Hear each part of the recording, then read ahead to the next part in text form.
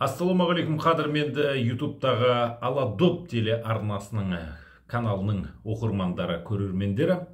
Бұл мен Ермұхамед Мәулен. Әдеттегідей Қазақстан футболына соңғы кездер болып жатқан оның жаңалықтарына шолу жасап өткім келеді. Ең алдымен біз ел чемпионы Астана командасынан бастауымыз керек. Астана командасы қазір бапкерді нақты қалдыратын болды.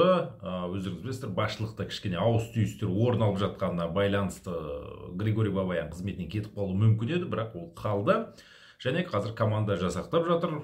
Сәл кішкене бір проблемалар болды, бірақ дегенмен олар Түркияға жетіп үлгерді. Және бұл командада өткен жылы ойнаған 7-8 футболшы кетеді. Және кеткен ойыншылардың тізімін өздеріңіз барлықтарыңыз жақсы білесіздер. Олардың қатарына осы жуырда Аслан Дарабаев та кіріп қалуы мүмкін. Бапкер бұл ойыншыны ойнатпайтын сияқты. Өзге команда іздей бергенде дұрыс болуы мүмкін. Және өткен жылдан қалып кеткен Килиан Лебон деген ойыншы бар, француз. Оны да бас бапкер аса қатты жақтырып отқан жоқ. Алдағы уақытта бір апталық енді алғашқы оқу жаттығу жиынына шақыртып отыр. Сол жерде байқап, оның қандай потенциалы бар екендігін көрмекші. Әйтпесе, негізі бұл ойыншыда, бұл легионерде командаға, яғни Григорий Бабаянның командасына керек шамалы десек те болады. Тобыл командасынан бір шама ойыншылар алмасып жатыр Астана сапына. Сонымен қатар Жарко Томашевич те келіп қайтадан қосылып жатыр. Осындай бір жалпы трансферлер бар. Қалған ойыншылар түгел қазір Астана сапында. Кетіп қалған ойыншылар өздеріңіз білесіздер, Денис Поляков сияқты, украиналық жаңағы Бескаравайный, Рахманов деген сияқты ойыншылар барлығы да бұл командадан кетті. Марин Томасовтың да шын айтқанда нақты тағдыры шешіле қойған жоқ. Оған қаржы тауып беру қиындау болып тұр. Оның жалақысы шамамен 20 миллионнан көп дейді. Кейбір директор 30 миллион теңге деп айына айтып жатыр. Негізі шамамен сондай болып қалуы тиіс. Өйткені Марин Томасов өте көп жалақы алатын ойыншылардың бірі. Екінші орынға келетін болсақ, бұл Ақтөбе командасы. Ақтөбе командасы бір ірі, сондай бір атышулы трансфер жасауы мүмкін деген әңгіме бар. Бұл әлбетте Бундеслигада ойнаған бір футболшыны айтып жатыр көбісі. Мамандардың айтуы бойынша Адмир Мехмеди сияқты сондай деңгейдегі футболшы кеп қалуы мүмкін дейді. Көреміз енді, әлбетте бұның барлығы әзірге қауесет. Сонымен қатар Антуан Леталек деген француз футболшысы бар. Оның да негізі Ақтөбе сапына келіп қалуы мүмкіндігі бар. Әзірге көреміз. Ал командадан кеткендердің сапында бұл Темірлан Ерланов, Балашов, 7 ойыншы кетті ғой жалпы. Солардың орнына енді жаңадан командаға ойыншылар алуы тиіс. Енді бірден айтатын болсақ, Максим Самародов, Рамазан Уразов секілді ойыншылар Ақтөбеде қалатын секілді. Осы жақында ғана шабуылшы іздеген олар Абылайхан Жұмабекті алды. Енді Жерар Гоудың ұйқысы тыныш болмайды, түсінікті.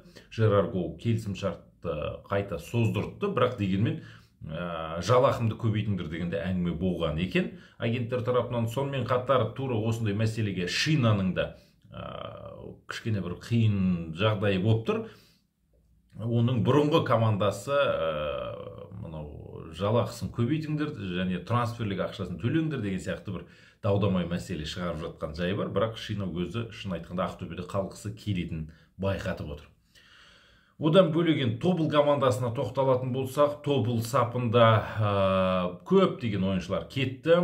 Және өзінде қалған қазір ойыншылардың бір шамасымен олар сөйлесіп жатыр, келіссөздер жүргізіп жатыр. Яғни жалақы фонды анағұрлым аз болады деген әңгіме бар. Мысалға, Премьер-лигадағы көптеген клубтар айына 75 миллион теңгеге дейін жалақы төлей алатын жағдайы бар клубтар болады. Солардың қатарына негізі Тобылда кіретін, бірақ енді келесі жылдан бастап ол қалай болатындығы түсініксіз. Яғни бір айда 75 миллион теңге жалақы төлей алатын командалардың саны қазір Премьер-лигада күрт азайып келе жатқан жай бар. Тобыл туралы нақты ештеңе айта алмаймыз. Бұл команданың тіпті қосалқы құрамындағы футболшылардың өзге командаларға ауысып жатыр. Біршама ойыншысы Астанаға ауысты, қалғаны басқа жаққа кетті дегенде әңгіме. Мынау қақпашы мәселесі де бар бұл жақта. Мокин ойын жалғастырамын деді. Акмурзинге қазір Каспий қызығып жатыр. Мұхамеджан Сейсен бару керек еді, ол Ордабасыға кетіп қалды. Сондықтан Тобылдың нақты айтқанда жағдай қиындау. Оның үстіне кезінде Қазақстанда ойнаған футболшы Владица Чурчич деген болған. Ол қазір танымал агент, бүкіл осы батыс жақта, Еуропа тілмен айтатын болсақ, шығыс дейміз, біздің тілмен айтқанда батыс жақ, шығыс Еуропа елдеріне танымал агент еді. Қазақстанда футбол ойнағанын білесіздер. Соның ағасы Тобыл командасының бас бапкері болды. Енді інісі жақсы футболшылар тауып беріп бірдеңе болып өтпесе, былай жалпы Тобылдың жағдайы қиындау. Үштікке таласа алмайды мынандай жағдаймен келесі жылы. Алматылық Қайрат 4-ші командамыз. Қайрат туралы ештеңе айта алмаймыз. Өзінің негізгі футболшыларымен келісімшартты созды. Әділет Сәдібеков, басқа да жігіттер бар. Сосын Шушиначевпен келісімшарт ұзартылды. Өткен жылы Түркияға кетіп қалуы мүмкін еді, және Польшаның командалары қатты қызыққан бұл шабуылшыға. Әлде қызығушылық бар, бірақ дегенмен тағы да қалды. Жоа Пауло мен Шушиначев командада қалады, қалғаны түгел жастар. Енді басқа футболшы алуды енді қарастыратын шығар бұл команданың. Білмеймін қазір нақты қандай философиясы бар, қандай ойы бар екендігін бұл команданың анық тап басып айту қиындау. Ордабасы командасы әзірге Қазақстанда жаттығу жұмыстарын жүргізіп жатыр. Кішкене деген кейін, біраз уақыттан кейін оларды Түркияға барып оқу жаттығу жиындарын өткізу керек, және өткен жыл барған жоқ, енді білесіздер. Биыл баруы тиіс, жолдастық матчтар өткізетін шығар. Клубтың шын айтқанда қазір жағдай жақсарып келе жатқандай. Және жаңа айтып отырмыз, Мұхамеджан Сейсен келді. Өзге мықты футболшылардың біразы кетеді деген әңгіме бар. Мысалы, Серж Ньюадзе кетіп қалады дейді. Өткен жылда ойнаған жаңағы шабуылшы Всеволод Садовский Қайсарға ауысады деген әңгіме бар, өткен бой ұзын шабуылшы. Сондықтан Седнев бас бапкер келісімшартын ұзартты. Енді сол команданың кішкене бір жандандыру үшін басқа да ойыншылар алуы тиіс менің ойымша.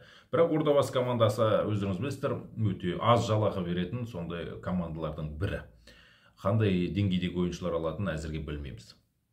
Осы жалпы ақпарат кеңістігінде бар бізге келіп жетіп жатқан ақпараттардың ішінде ең өте сондай бір ешқандай ақпарат келіп жатқан жоқ, сондай бір команда бар. Бұл Ақсу Павлодардың командасы. Шын айтқанда өткен жылғы легионерлермен келісімшарт ұзартты дейді. Бұл басқа мынаны ойыншыны аламыз, бүйтеміз сөйтеміз деген ақпарат әзірге естіген жоқпын. Бір сыбыс әңгіме бар. Бұл тағы да сол Бауыржан Исламхан ғаламторда жазылып жатыр. Сол Ақсу командасымен келіссөздер жүргізіп жатыр дейді. Екінші мәселе, Кахабер Цхададзе Каспийге шақырып жатыр деген әңгіме бар. Бұл өте құлаққа кіретін сондай реалити әңгіме десек те болады. Өйткені Бауыржан Исламхан Каспийге барып қалуы мүмкін. Оған қазір ойын практикасын күшейту керек. Қарағандылық Шахтер туралы ақпарат жоқ. Бұл команданың ойыншылары да жан-жаққа ауысып жатыр, білесіздер. Бірнеше ойыншысы келісімшарт ұзартты. Оның ішінде әлбетте Рохер Каньяс. Мен 100% ойлаған едім, Рохер Каньяс Астана, Ақтөбе сияқты командаларға ауысып кететін шығар. Бірақ ол қарағандылық Шахтерде қалды. Қарағанды шын айтқанда Каньяс үшін бір Колумбиядан кейінгі екінші бір туған жеріндей болып кетті. Шахтер сапындағы ойыншы Роман Мұртазаев мен сұхбаттастым мен өткенде. Осы сұхбатты жуырда жазам Аладоп сайтына, басқа да сайттарға шыға жатар. Ол қазір Нефчи деген Өзбекстан командасында жүр. Бапкердің көңілінен шықсам, жуырда келісімшартқа қол қойып қалу мүмкін деген әңгіме айтты. Әлбетте жақсы жүре берсін. Одан кейінгі енді мынау Каспий командасына келіп отырмыз. Каспий командасы туралы ақпарат өте көп, білесіздер. Кахабер Цхададзе, Жамбул Жагаури деген сияқты футболшыларды алып жатыр. Грузиялықтар көбейді бұл командада. Енді бапкер грузиялық, білесіздер. Одан өзге де футболшылар келе бастайды жуырда. Олар Түркияға барады. Сөйтіп алғашқы ойындардан кейін көре бастаймыз. Қандай команда болады, не қызық болады. Бұрынғы ойын стилін сақтап қала ма Каспий, жоқ әлде түбегейлі өзгеріс орын ала ма, оны алдағы уақытта көреміз. Одан кейін Мақтаарал командасы. Бұл команда Тараздың бірнеше ойыншысын алған еді, бірақ кеше бір ақпарат шықты. Дінмұхамед Қараман осы командаға ауысуы тиіс болған, бірақ ол Ақсу командасына ауысып кетеді деген бір әңгіме бар. Бұның нақты әлі бір тіркелген ештеңесі жоқ. Мақтаарал командасы осы премьер лигадағы ойындарды өзінің Атакенттегі стадионда өткізу мүмкін дегенде бір әңгіме бар, бірақ оған үлгере ме басшылық, үлгермей ме түсініксіз деу. Мақтаарал туралы нақты ештеңе айта алмаймыз. Жетісай деген екінші команда шығады деген ақпаратты оқыдым бұл команда туралы. Жалпы осы өңір туралы. Одан кейін Қызылжар командасы, Али Ханалиевич Алиевтің командасы Түркияға аттанған, өткенде кетіп қалған. Бұл команда сапында өткен жыл ойнаған футболшылар қалды, бірақ негізгі мықты ойыншысы Зоран Тошич еді. Зоран Тошич ол Тобыл сапындағы ойыншы, оның да қазір ұсыныстар бар, басқа командаға ауысып кетуі мүмкін. Дарко Зорич деген ойыншы Қызылжарды сүйреп жүрген сол Черногорияға кетіп қалды, бірақ басқа футболшылар қалған. Элгуджа Лабжанидзе бар, негізгі қақпашы Мирослав Лобанцев Ақтөбеге ауысып кетті, білесіздер. Осы жаңа жылдың басында болған оқиғалар. Енді бір қақпашы, бір ортада ойнайтын вингер, сондай ойыншыларды Қызылжар ала бастайды. Бірақ бюджет сондай шағын, мақсаттар керемет емес, жергілікті жастарды ойнату керек деген сияқты әңгімелер бар. Сондықтан Али Алиевқа қазір өте қиын бірдеңе жасауы тиіс. Атырау командасы туралы қатты бір көп ақпарат айта алмаймыз. Ауыс түйістер бар. Маған ұнағаны бұл команданың жастарға сенім артып жатқандығы. Өткен жылы дубльді ойнаған жігіттер негізгі құраммен қазір оқу жаттығу жиындарында жүр. Және Атыраудың басшылығы қазір тәжірибелі мықты кейбір ойыншыларды өз қатарына тартуға тырысып жатқан жайы бар. Ол жайлы ақпараттар жақын арада шықса, біз келесі видеомызда міндетті түрде айтатын боламыз. Одан кейін енді Қайсар командасы премьер лигаға шыққан. Қайсар командасы бойы ұзын 1.87-1.90 болатын бойы сондай футболшыларды алып жатыр.